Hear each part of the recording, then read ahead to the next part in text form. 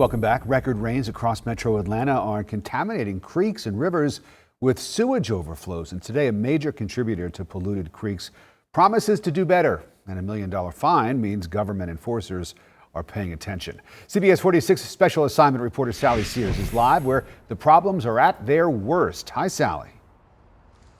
Rick, blighted parcels in DeKalb County, like this one at Snapfinger and Wesley Chapel, are unable to be easily redeveloped because the sewer system is full. You can't flush another toilet out here because the pipes are cracked and they're full. It's dry now, but when it rains, everything out here seems to overflow.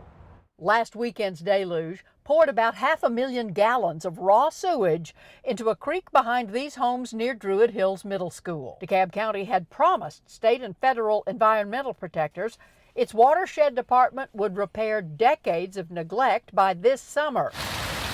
Didn't happen. DeKalb CEO Michael Thurman inherited the problem. In a Monday morning news conference, he outlined the penalties for failing to live up to promises made by past county leaders.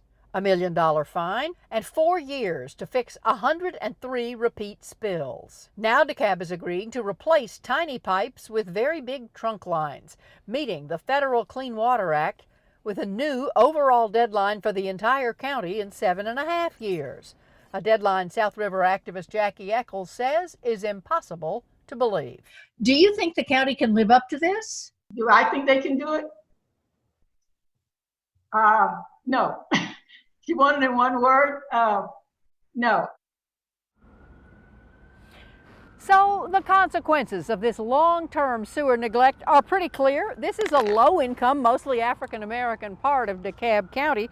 The Snapfinger Creek sewer basin, little or no new growth can happen here until there is room in the pipes for more sewage. And that is one of the reasons the federal and the state regulators are pressing DeKalb, and Michael Thurman is going along with them to make sure it gets better soon. Rick? Room Sean? in the pipes. What about room in the budget to pay for all of this, Sally? A $500 million price tag. Well, that's the penultimate question. First, what are you going to do? And then, how are you going to pay for it? DeKalb's folks were very clear about that today. Do you remember when Atlanta went through this same thing and they had to raise the rates for people who buy water from the city of Atlanta? That turned the city's funds into the highest in the nation. But no, DeKalb has a very different solution.